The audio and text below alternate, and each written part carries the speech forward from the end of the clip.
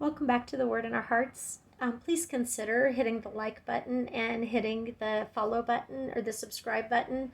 There's no fee, but I just do this because I want people who want to be able to hear the Word of God to be able to listen, even if they can't read for themselves or have time to listen but not necessarily read for themselves. So the bigger we get, the more subscribers that I have, this channel has, then the more people can find it. Thank you. We're continuing on in 1 Samuel. We're starting chapter 27, David among the Philistines. But David thought to himself, one of these days I will be destroyed by the hand of Saul. The best thing I can do is to escape to the land of the Philistines. Then Saul will give up searching for me anywhere in Israel, and I will slip out of his hand. So David and the 600 men with him left and went over to Achish, son of Maoch, king of Gath. David and his men settled in Gath with Achish. Each man had his family with him, and David had his 2 wives, Ahinoam of Jezreel and Abigail of Carmel, the widow of Nabal. When Saul was told that David had fled to Gath, he no longer searched for him. Then David said to Achish, "If I have found favor in your eyes, let a place be assigned to me in one of the country towns, that I may live there. Why should your servant live in the royal city with you?" So on that day Achish gave him Ziklag, and it has belonged to the kings of Judah ever since. David lived in Philistine territory 1 year and 4 months. Now David and his men went up and raided the Geshurites, the Girzites, and the Amalekites. From ancient times these people have lived in the land extending to Shur in Egypt. Whenever David attacked an area, he did not leave a man or woman alive, but took sheep and cattle, donkeys and camels and clothes. Then he returned to Achish. When Achish asked, "Where did you go raiding today?" David would say, "Against the Negev of Judah," or "Against the Negev of Jerahmeel," or "Against the Negev of Kenites." He did not leave a man or woman alive to be brought to Gath, for he thought, they might inform on us and say, "This is what David did," and such was his practice as long as he lived in Philistine territory.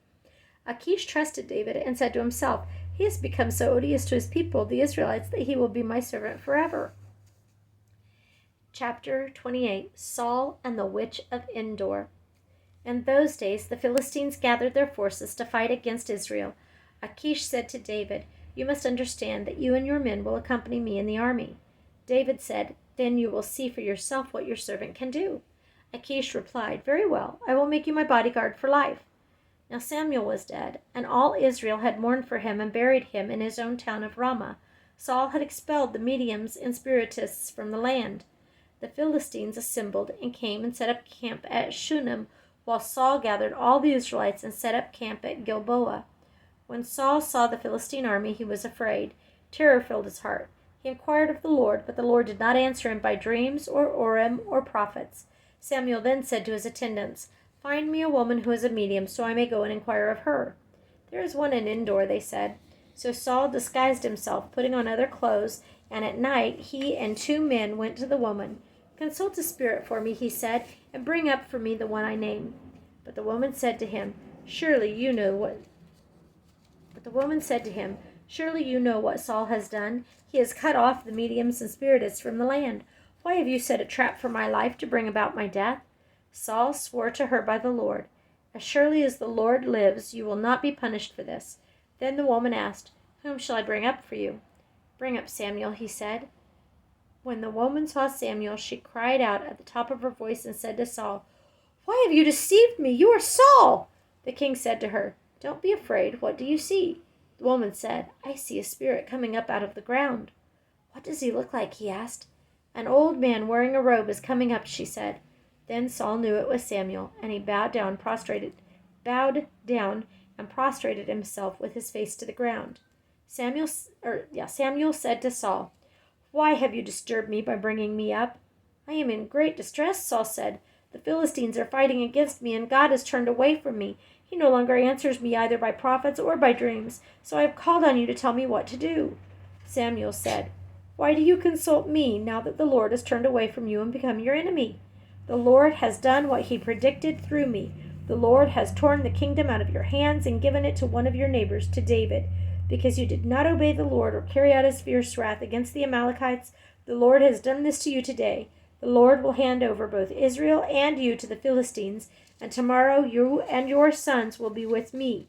The Lord will also hand over the army of Israel to the Philistines." Immediately Saul fell full length on the ground, filled with fear because of Samuel's words. His strength was gone, for he had eaten nothing all that day and night. When the woman came to Saul and saw that he was greatly shaken, she said, "Look, your maidservant has obeyed you. I took my life in my hands and did what you told me to do. Now please listen to your servant and let me give you some food so that you may eat and have strength to go on your way." He refused and said, "I will not eat." But his men joined the women in urging him, and he listened to them. He got up from the ground and sat on the couch. The woman had a fattened calf at the house, which she butchered at once. She took some flour, kneaded it, and baked bread without yeast. Then she set it before Saul and his men, and they ate. That same night they got up and left. Chapter 29. Achish sends David back to Ziklag. The Philistines gathered all their forces at Aphek, and Israel camped by the spring in Jezreel. As the Philistine rulers marched with their units of hundreds and thousands, David and his men were marching at the rear with Achish. The commanders of the Philistines asked, "What about these Hebrews?" Achish replied, "Is not David, who is an officer of Saul, king of Israel? He has already been with me for over a year, and from that day he left Saul until now I have found no fault in him." But the Philistine commanders were angry with him and said, "Send the man back, that he may return to the place you assigned him. He must not go with us into battle, or he will turn against us during the fighting. How better could he regain his master's favor than by taking the heads of our own men? Isn't this the David they sang about in their dances? Saul has slain his thousands, and David his tens of thousands?" So Achish called David and said to him, "As surely as the Lord lives, you have been reliable, and I would be pleased to have you serve me in the army. From the day you came to me until now, I have found no fault in you. But the rulers don't approve of you. Turn back and go in peace. Do nothing to displease the Philistine rulers." "But what have I done?" asked David. "What have you found against your servant from the day I came to you until now? Why can't I go and fight against the enemies of my lord the king?" Achish answered, "I know that you have been as pleasing in my eyes as an angel of God. Nevertheless, the Philistine commanders have said, 'He must not go up with us into battle.' Now get up early, along with your master's servants who have come with you, and leave in the morning as soon as it is light." So David and his men got up early in the morning to go back to the land of the Philistines, and the Philistines went up to Jezreel. Chapter 30. David destroys the Amalekites. David and his men reached Ziklag on the third day. Now the Amalekites had raided the Negev and Ziklag. They had attacked Ziklag and burned it, and had taken captive the women and all who were in it, both young and old. They killed none of them, but carried them off as they went on their way. When David and his men came to Ziklag, they found it destroyed by fire, and their wives and sons and daughters taken captive. So David and his men wept aloud until they had no strength left to weep. David's 2 wives had been captured, Ahinoam of Jezreel, and Abigail the widow of Nabal of Carmel. David was greatly distressed because the men were talking of stoning him. Each one was bitter in spirit because of his sons and daughters. But David found strength in the Lord his God. Then David said to Abiathar, the priest, the son of Ahimelech, "Bring me the ephod." Abiathar brought it to him, and David inquired of the Lord, "Shall I pursue this raiding party? Will I overtake them?" "Pursue them," he answered. "You will certainly overtake them and succeed in the rescue." David and the 600 men with him came to the Besor ravine, where some stayed behind, for 200 men were too exhausted to cross the ravine. But David and 400 men continued the pursuit. They found an Egyptian in a field and brought him to David. They gave him water to drink and food to eat, part of a cake of pressed figs and 2 cakes of raisins. He ate and was revived, for he had not eaten any food or drunk any water for 3 days and 3 nights. David asked him, "To whom do you belong, and where do you come from?" He said, "I am an Egyptian, the slave of an Amalekite. My master abandoned me when I became ill 3 days ago. We raided the Negev of the Kerethites and the territory belonging to Judah and the Negev of Caleb, and we burned Ziklag." David asked him, "Can you lead me down to this raiding party?" He answered, "Swear to me before God that you will not kill me or hand me over to my master, and I will take you down to them." He led David down, and there they were, scattered over the countryside, eating, drinking, and reveling, because of the great amount of plunder they had taken from the land of the Philistines and from Judah. David fought them from dusk until the evening of the next day, and none of them got away except 400 young men who rode off on camels and fled. David recovered everything the Amalekites had taken, including his 2 wives. Nothing was missing, young or old, boy or girl, plunder, or anything else they had taken. David brought everything back.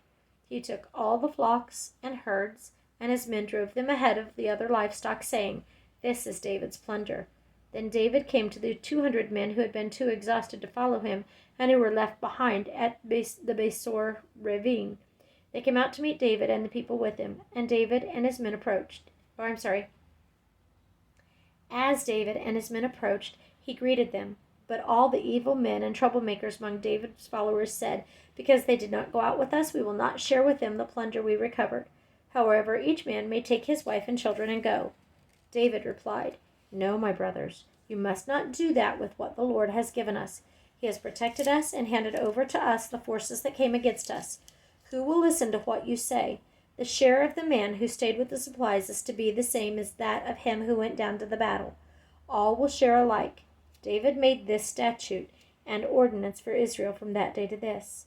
When David arrived in Ziklag, he sent some of the plunder to the elders of Judah who were his friends, saying, "Here is a present for you from the plunder of the Lord's enemies." He sent it to those who were in Bethel, Ramoth, Negeb, and Jatir, to those in Aror, Sifmoth, Eshtemoa, and Rakal, to those in the towns of the Jerahmeelites and the Kenites, to those in Hormah, Borashan, Athach, and Hebron, and to those in all the other places where David and his men had roamed. Saul takes his life. And this starts chapter 31. Now the Philistines fought against Israel. The Israelites fled before them, and many fell slain on Mount Gilboa. The Philistines pressed hard after Saul and his sons, and they killed his sons Jonathan, Abinadab, and Malchishua. The fighting grew fierce around Saul, and when the archers overtook him, they wounded him critically. Saul said to his armor-bearer, "Draw your sword and run me through, or these uncircumcised fellows will come and run me through and abuse me." But his armor-bearer was terrified and would not do it. So Saul took his own sword and fell on it. When the armor-bearer saw that Saul was dead, he too fell on his sword and died with him. So Saul and his 3 sons and his armor-bearer and all his men died together that same day.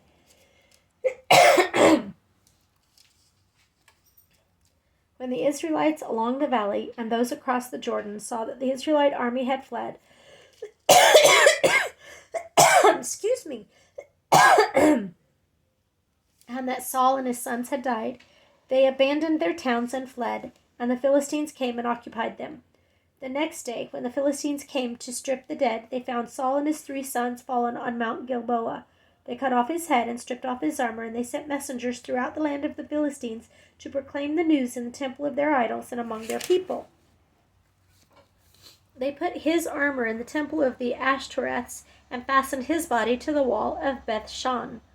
When the people of Jabesh-Gilead heard of what the Philistines had done to Saul, all their valiant men journeyed through the night to Beth-shan. They took down the bodies of Saul and his sons from the wall of Beth-shan and went to Jabesh, where they burned them. Then they took their bones and buried them under a tamarisk tree at Jabesh, and they fasted 7 days. Thank you for listening.